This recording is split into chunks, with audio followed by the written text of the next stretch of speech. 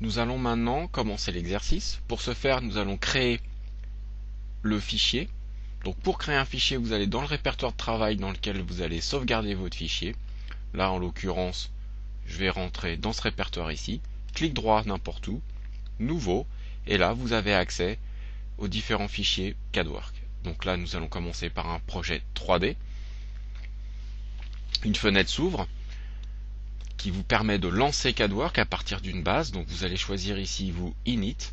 Vous allez supprimer le nom en bas et vous allez l'appeler par exemple couvert ou formation ou exercice carport. Vous donnez le nom que vous souhaitez. Automatiquement, dans le répertoire, le fichier ici est créé. Voilà le fichier qui s'est ouvert. Quand vous l'ouvrez, il y a des données projets qui sont disponibles.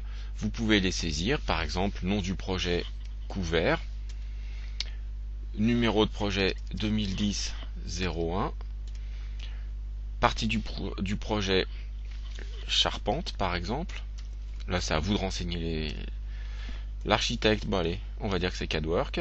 Pardon. Le maître d'ouvrage, c'est le client. Et le chef de projet, c'est moi. Et le délai du projet, eh bien ça, j'en ai aucune idée. Et je fais comme je veux.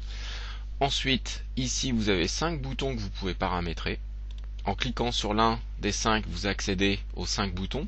Donc simplement, vous supprimez le texte et puis vous dites mon texte perso, par exemple. Vous faites OK. Puis ici, le texte change et vous pouvez rentrer les infos en face. Pareil ici, vous pouvez cliquer là, tac tac tac, vous faites OK et ici vous voyez le nom qui a changé. Vous validez et vous êtes prêt à commencer. Ici, pour donner quelques explications sur l'interface, vous avez en haut des généralités qui concernent le type d'utilisateur, HVA, les matériaux, les unités de travail. À tout moment, vous pouvez venir changer les unités de travail. Retour.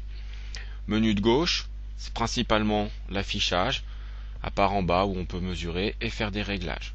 Donc on va pouvoir influencer sur ce qu'on voit pas, comment on le voit. Tout ça, ça se fait dans le menu de gauche.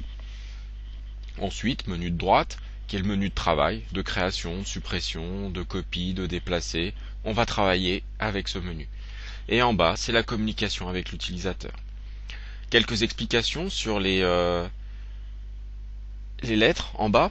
Tout ce que vous voyez entre parenthèses ici,